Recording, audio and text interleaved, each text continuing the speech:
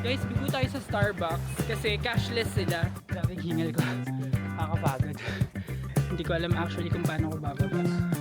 Ayan.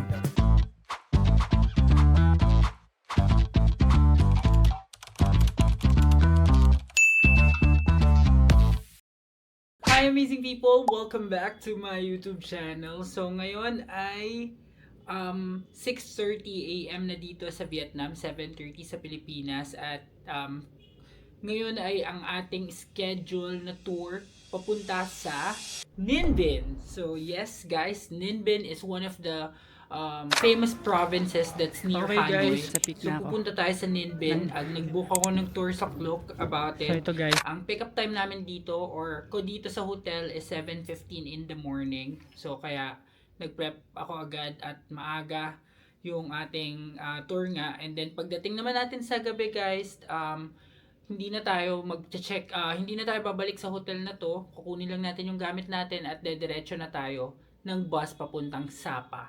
So, ang part ng tour natin is pupunta tayo sa Walu District kung saan makikita natin yung Temple of Emperor Din Tieng Huang. At magpupunta din tayo sa Tran Ang Landscape Complex. So, pupunta din tayo sa Mua or Mua Cave. At kasama na rin dito yung lunch buffet. All in one package at pabalik hanggang dito sa Old Quarter Hanoi. So exciting day at long day ngayon guys. At tara, samahan niyo ako. Nga pala guys, today is January 15, 2026. January 14 kahapon yung flight natin from Manila to Hanoi, and inabot nga siya. Red eye flight nga siya kaya inabot siya ng the following day. So, ngayon nakapagligpit na ako ng gamit at hinanda ko na din yung gamit ko hanggang sa makarating ng Sapa. Tip pala yun guys, kung magbabas kayo overnight from Hanoi to Sapa, ilagay nyo na sa hand carry bag ninyo yung inyong mga gagamitin kung kailangan nyo yung magpalit ng damit and all that, para pagdating ninyo ng bus, yung hand carry lang kasi yata yung pwedeng maitabi mo dun sa bus. Hindi ko pa alam kasi most of the time yung check-in baggage nakalagay dun sa ilalim ng bus. So exciting din yun, mamaya madadaanan natin yun or sa mga susunod na vlogs. Pero ngayon bababa muna tayo para bumili ng konting pagkain para meron naman tayong baon sa tour at meron akong tubig kasi wala akong tubig dito. So let's go! So guys, ito lang yung hagdan kahapon na binabaan ko dito sa Hanoi Fantasy Hotel. Yan. So, oops, mali. So, bababa ko lang dito. Tapos ito na agad yung lobby nila. And dito tayo mag-iwan ng maleta mamaya. Pero sa ngayon tayo ay lalabas muna. Ayan na. Isang floor lang actually. Tapos, ito yung paligid niya guys. Nasa old quarter din tayo guys. Ang laki pala nitong old quarter. Kala ko hindi masyado. Tapos ito na. May Starbucks na dito guys. So, pakita ko lang yung mga ayan. Ang gaganda ng mga ano nila. Tumbler. At bukas na sila guys as early as 6 AM. Ang lupit naman itong SB na to. Pero syempre dun tayo. Ayun o, may mga banmi na local. Ganyan. So hindi tayo makakalibot talaga ng as in ano dito guys today. Hindi tayo makakalibot ng sobrang malala dito sa old quarter kasi nga nagbook lang ako ng tour. Then pagbalik dito rekta Sapa na, bus na pa Sapa. So babalik naman tayo ng Hanoi after couple of days. Babalik tayo sa Hanoi para naman ma-explore natin yung Hanoi. Pero sa ngayon Ninh Binh lang muna and then Sapa. Then babalik ng Hanoi.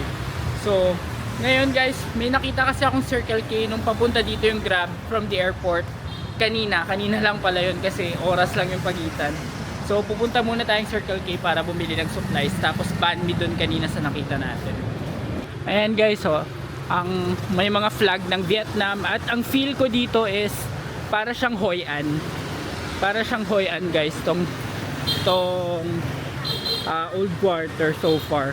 Hoi An na mas malaki. Pero syempre, mas may explore natin siya in the coming days. Ang bango, may banh mi. Kakamis ang banh mi.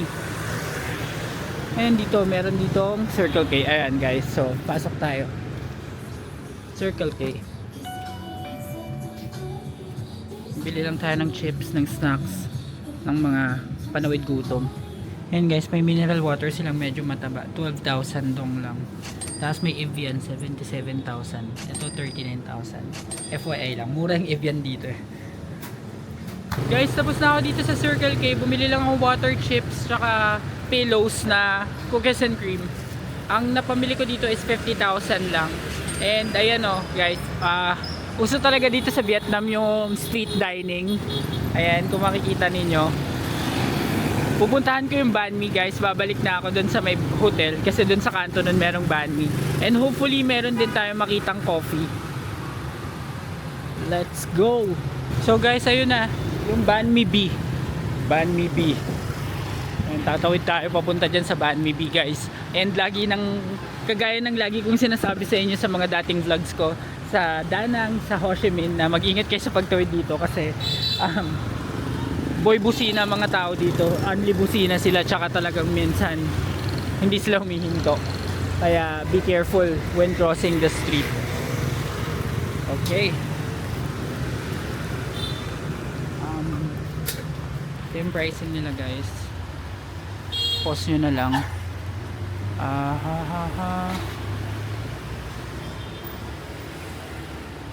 Ayan, okay. So, bili muna tayo. So guys, ang binili ko nilang is pork banh mi. 30,000 dong. Puwera yung walang ganito. Coriander yung tawag nila. Parang cilantro ata. Sana pala chicken. May chicken pala. Ayan, so, almusal natin. Ayun guys, so nakabili na ako ng banh mi B. Marami rin palang ibang bili ng banh mi dito. Naghanap na lang ako ng coffee. And yun, babalik tayo sa hotel kasi hindi pa ako naka-check out. Iniwan ko pa lang yung gamit ko since maaga pa naman ako nakalabas. And hindi pa nagchat-chat si Manong sa WhatsApp yung magpipick up. Kaya medyo nagkaroon pa ako ng time makalibot-libot dito ng bahagya sa paligid ng hotel sa Old Quarter. And guys, ito pa yun, no. Andito tayo malapit sa fitness and yoga sa Hangda. Ayan, yung parang mall na yan. Dito lang banda yung hotel natin. So gitna pa rin siya, malapit pa rin sa Old Quarter. At meron din bilihan ng banh mi dito sa kabila, oh. Mura ng banh mi. Hindi ako nagpalagay nung coriander or cilantro. Guys, yun yung hindi ko type yung lasa. Kaya hindi na ako bumili. Siguro sa SB na lang ako magkakape. Kaso medyo mahal dyan eh. Syempre gusto ko yung local lang sana. So we'll see. Guys, lumabas ako ulit. Pabalik ako sa Starbucks. Bibili ako nung kape nila. Para matry natin. Ayan.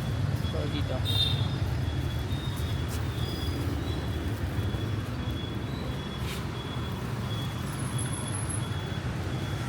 Oh, may mix and match pala sila. Coconut espresso. Kasi Vietnam only siya. Guys, so meron kalamansi mousse cake. Ang cute, 82,000 dong. Cute, grabe. Guys, bigo tayo sa Starbucks kasi cashless sila. So nagtatanggap lang silang card. Nasa loob pa yung yung card ko. So hanap na lang ako ng iba. Tatanggap ng cash. Dun sa mga kape-kapihan dito. Marami naman dito, guys. Gaya nito, oh, meron din coffee. May mga local na coffee shops din. Grabe tong likod pala nito. Kabilang side netong mas marami rin palang mga mapupuntahan dito, mga kainan or kapihan. So, hanap tayo. Guys, dito sa tapat ng hotel, merong local na coffee shop. Bumili na akong duwa. Ayan. So, 35 yata, 35,000 doon. Sabi ko, take out eh, kaso dine-in niya. Guys, haluin natin to. Nakita ko kasi ganito ginagawa nila. Makikihalo lang tayo. Ito ay 30,000 doon. Kasi yung sa SB 98,000. Ito 30,000. Tignan natin kung masarap. Tapos pinala ko rin itong banyo. Try natin itong banyo.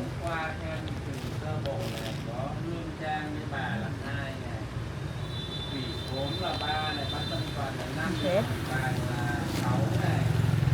Hindi ko pa naabot yung palaman.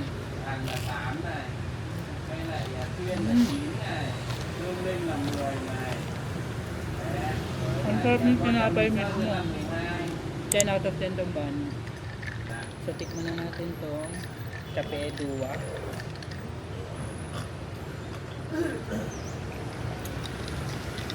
Oh, grabe. Gising ka 3 days, 2 nights dito. Grabe. Parang sarap. Sarap guys. Mga 9 out of 10 to. Sobrang tapang lang talaga. Sarap. Guys, life update. Ang oras na ngayon ay 7:28 pero wala pa rin yung sundo ko. Pero papunta na raw siya. Iniwan ko na yung luggage ko doon sa reception. Nag-check out na rin ako doon sa hotel.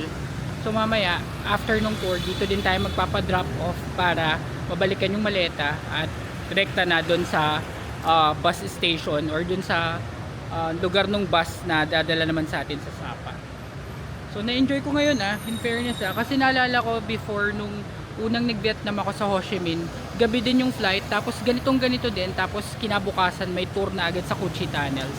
So mukhang ito na ata. Ito na ata yun. Ayan na. Siya na ata yan. Siyempre ko-confirm ko pa mamaya sumakay lang ako. Baka yan. Check natin kung siya nga yan. Pero malamang siya na yan.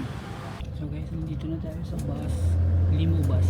Pero hindi pa yata ito yung pinaka-tour bus namin. Hindi ko sure. Ayan. So, puro mga foreigner kasama ko. So guys, ganito yung itsura ng sumundo sa amin. Sa akin. Limo bus.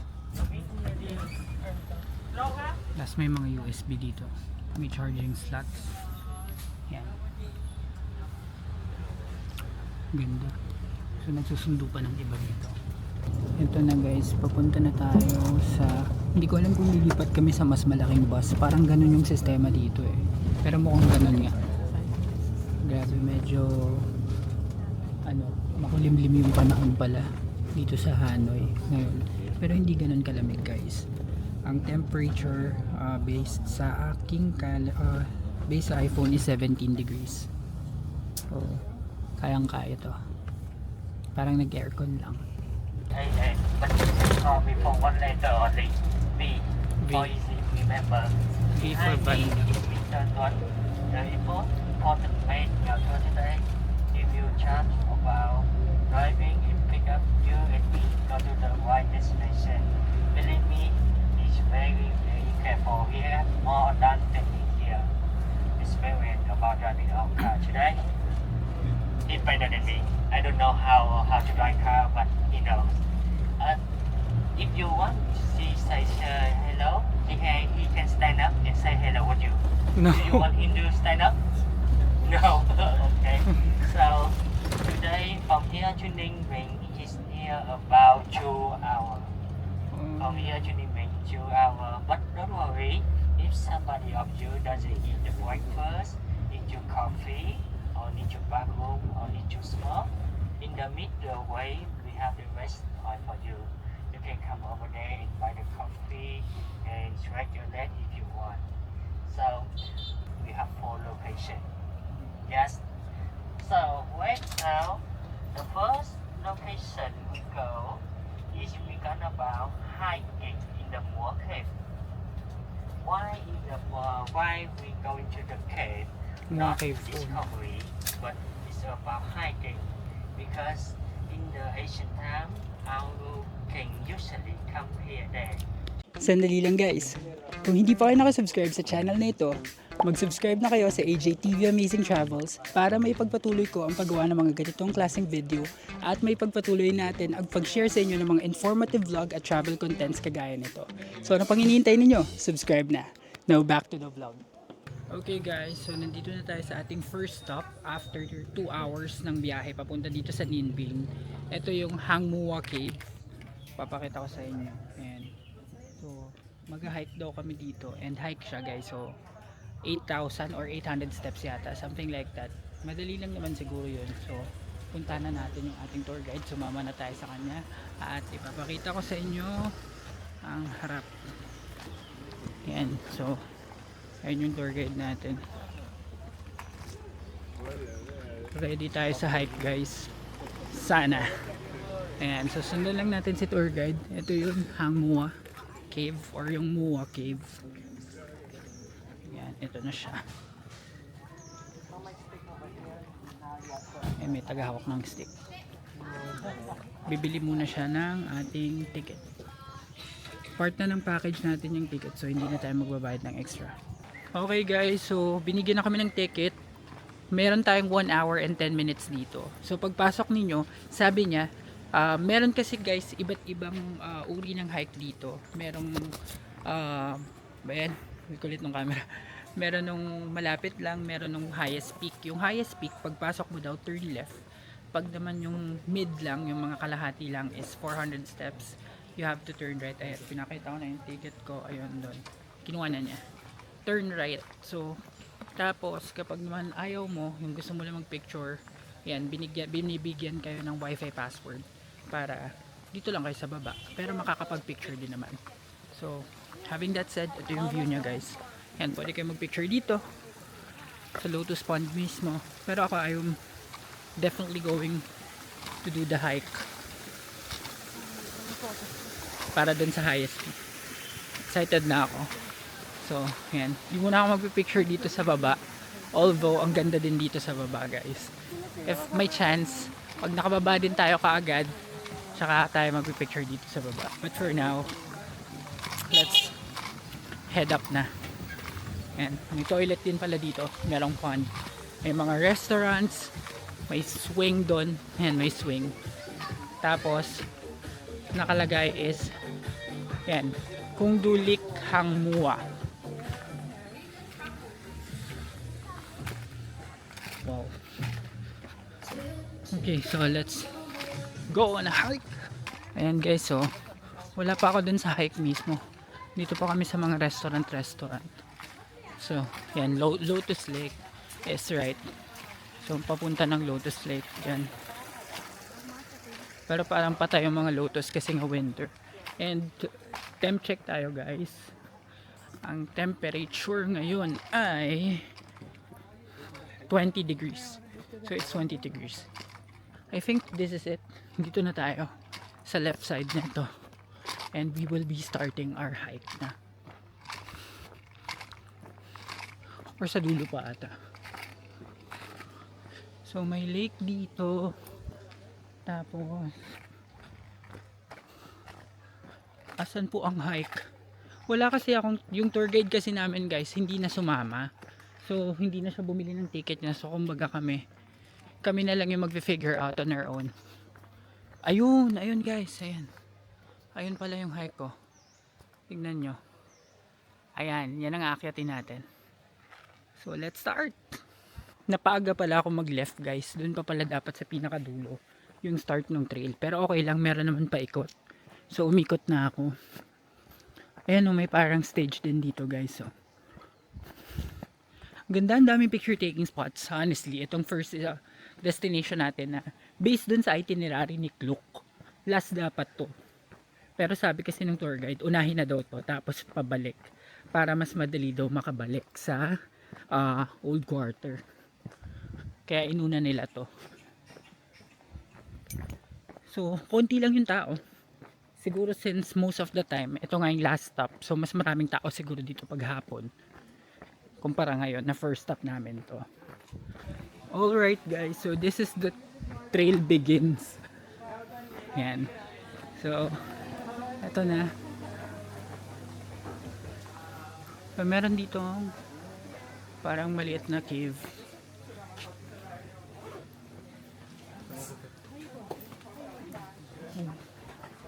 Ayan, may cave dito guys sa entrance. Pero parang maliit lang na cave, tapos parang merong ayun. So dito na tayo sa The Lying Dragon Mountain. Okay, ready? Go! Go na! Let's go guys! Update ako kapag medyo mataas na tayo. So guys, ito yung view natin. Tignan nyo. Siguro mas mataas to. Ay, mas maganda to sa taas. Medyo yung steps niya guys is uneven. Yan. Meron mga steps na mas mahaba kumpara sa iba. Ito na so far. Ganda. Kaya pa tayo. Malayo pa to. Yan.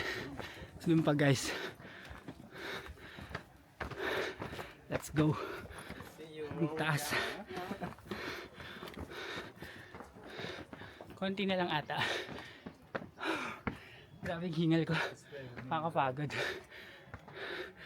Ayan o. Konti pa. So pahinga muna tayo. Grabe. Nakakapagod to.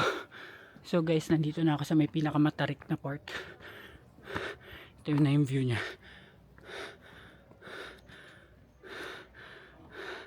Doon tayo galing sa baba. Grabe.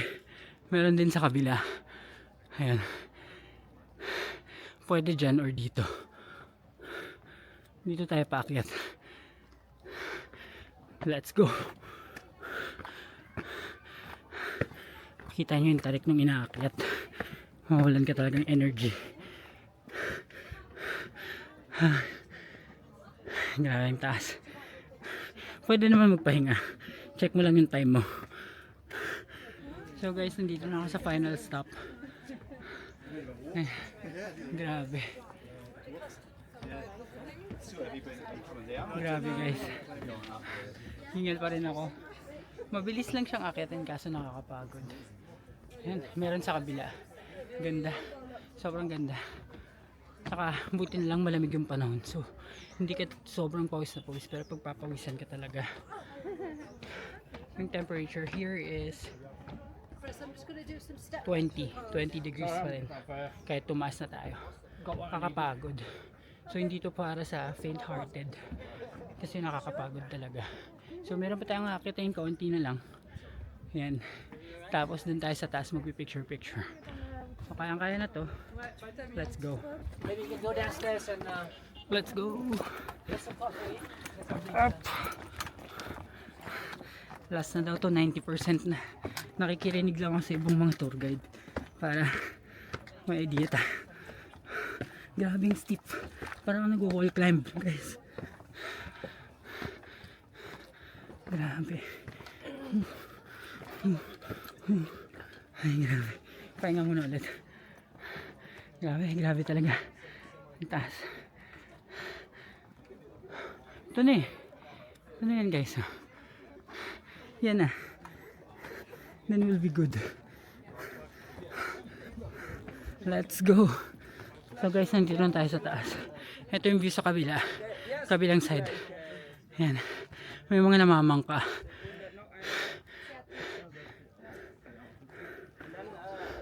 So we're here sa peak. May statue pala dito.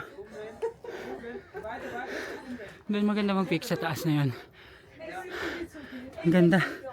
So guys, dito tayo dadaan para makaakyat dun sa mas mataas na part. Nag-traffic lang ng konti. Kayat pa rin. Dito na tayo sa taas eh. Kaya na to. Let's see this through. No, I'll be fine. I just have politics for him. Guys, nasa peak na ako ng Hangmo Cave. Tignan nyo yung hinapakan ko. Konting kembot lang. Laglag ka. Tapos dito daw magpipicture. So, grabe buwis buhay itong vlog na to guys ha. Buwis buhay vlog.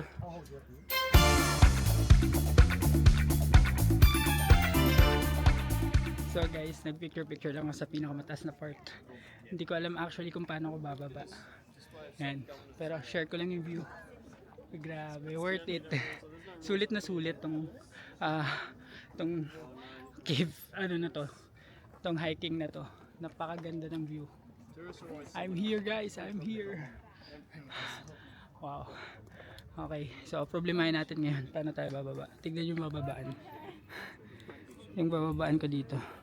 Diyan lang naman. So paano? Yan. So sana huwag tayong gumulong. Pero let's take time to appreciate yung view. Yan, dito may mga nagbo-boating, parang kayak. Yan. Okay. So let's go. Baba na tayo. Okay guys, so pababa na ako and it's only 10:27. So in a matter of about 25 minutes. Including na yung mga rest tsaka yung picture taking. Dun sa pinakataas, kaya pala siyang maakyat. Of course, depende pa rin sa pacing ninyo. Yun. Pero syempre, mas prioritize natin yung safety kaysa yung bilis. Kaya kung pwedeng mas gusto nyo mas magpahinga, okay lang. Basta pasok kayo dun sa oras ng tour guide na binigay to stay on a particular place. Yan. So pababa pa naman. So hindi ko alam kung ilang minuto din yung pababa. Pero sulit talaga dito. Ang ganda. Sobrang ganda. At sulit yung hike. Gandang cardio. Cardio to. Ito yung mas baba, yung may flag naman ng Vietnam. Ganda din. Guys, tignan nyo yung binababaan ko. Sobrang tatarik at saka ang tataas ng steps.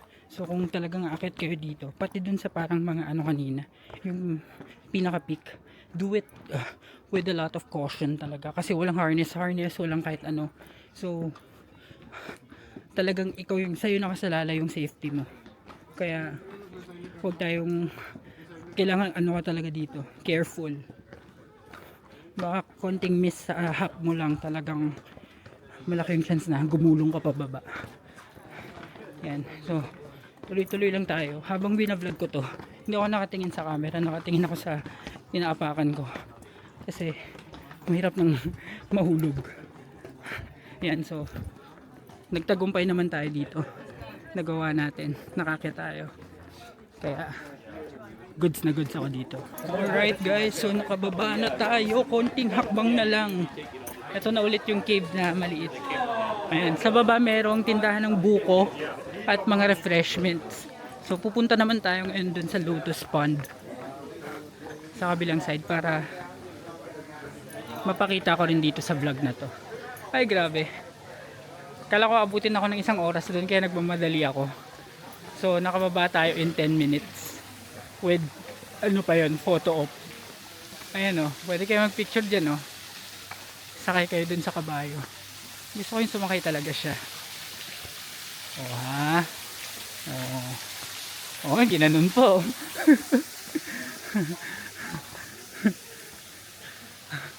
Ito yung baba, yung parang lake. Dami din photo op spot dito guys.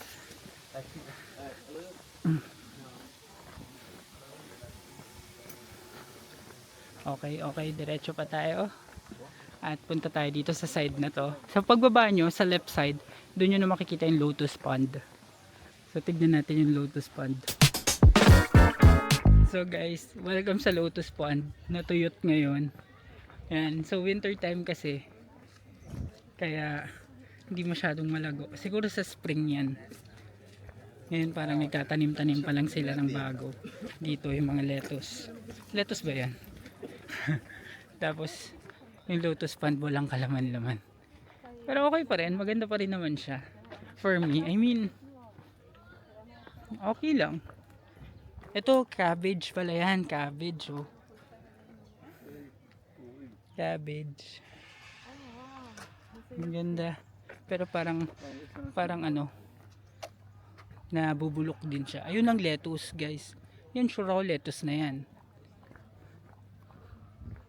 Yan, nandito na to guys yung papunta sa labas. So, ito yung Lotus Pond na wala masyadong kalutusan. Yan, pwede kayong lumakad dun, oh. Dun sa bandang gitna. Gaya nila, picture, ganyan. Ikot-ikot ng konti. Pwede. Okay. So, hanap lang tayo ng entry point. Pasok din tayo. Hindi, doon na lang. So ito guys, lakad tayo konti dito sa may Lotus Pond. Ayan, ang sarap dito, ang lamig ng hangin. Kasi sobrang pawis doon. Pagpapawisan ka pa rin kahit ano, malamig. Pero hindi yung sobrang tagaktak naman lilimahid ka sa pawis. Dito saktuhan pawis lang. Ayan, so ayan, lalakaran ko guys. Puro putik na halos. Yan, so that's one thing to take note of. Syempre, kapag ganitong season kayo pupunta, expect nyo na ganito yung dadatnan ninyo talaga. Hindi to nagkataon lang. Talagang ganito daw siya kapag winter season. Pero pag spring yan, mga ganyan, yung mga tag-init, mas makikita nyo yung ganda nito. So doon tayo galing guys, sa taas na yan. Ayan dito, doon tayo umakyat kanina. Grabe, pag titignan ko ngayon parang ang hirap niyang akyatin, pero kayang kaya yan guys, kayang kaya nyo rin yan. Pero syempre hindi na natin siya marirecommend kung dun sa mga may sakit sa puso or asthma, yung mga alam nyo naman kung kaya or hindi. So always ano na lang, check nyo rin sa inyo kung kaya nyo talaga. Pero so far kinaya naman natin. So bako lang yung view sa harap. Ayan, medyo umaalog yung ano, umaalog na yung sahig dito sa dito banda. Ganda din dito oh. Pwede din mag picture oh, kahit pag ganyan lang yung paligid.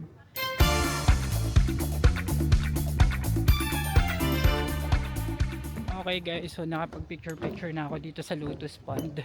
So sana pag may chance, pag may opportunity na makabalik tayo dito ng ibang season, makikita natin tong Lotus Pond na yung talagang full bloom siya. Hindi ganito na syempre winter nga. Yan. So makikita nyo meron din ditong mga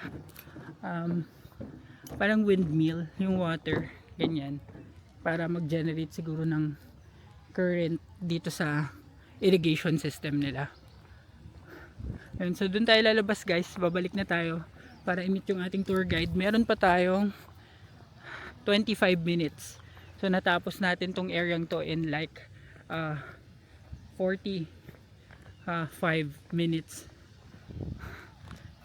At nalibot natin lahat. We got what we came here for basically. So ayan, final look dito sa Lotus Pond tsaka sa Mua Cave. Ang ganda, worth it to guys. That's a nice first stop. Kaso nga lang, ang worry ko baka naubos na lahat ng lakas ng mga turista.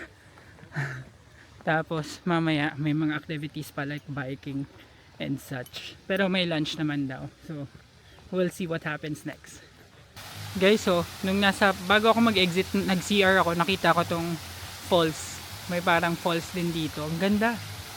Ayun, galing talaga siya sa taas. Hindi siya artificial. So, tong lake na to talaga, or tong ano na to, parang pond. Ayan, tong pond na to guys, ay galing talaga siya sa natural water. Ayan, dito siya galing. Ang ganda. Ang ganda niya guys. Share ko lang. Galing. So guys, nandito na ako sa pick up point. Ako po daw yung nauna, sabi ng aming tour guide, si Van or V yung V na lang daw tawag sa kanya. Bumili lang ako nitong Tropicana, 20,000 kasi nasa van yung inumin ko na tubig. So far naman okay yung take ko dito, ang ganda. Sobrang ito yung mga type ng part ng tour na na-enjoy ko, yung mga may adrenaline yung may mga physical activity, para at least nakakatulong din sa yun, cardio, ganyan. So ang next daw namin pupuntahan is yung biking area. Magbabike naman daw kami, and then after that lunch, and then last yung boating na 2 hours daw. So yun yung kailangan mong yumuko, tapos yun yung lulusot sa mga caves. So sharing daw yung boat na yun, and mamaya mapapakita ko yun sa inyo. So for now, chill muna tayo. Okay guys, so pabalik na kami sa van. The black van over there daw. Ito yun. This one. Okay. Wait na lang natin yung mga kasama.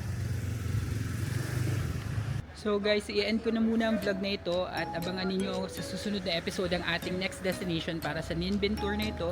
At kung nagustuhan nyo man ang video ito, please give me a like, comment, share, and subscribe to my channel, and do not forget to hit the notification bell para updated kayo sa aking future vlogs. See you sa ating next destination. Bye!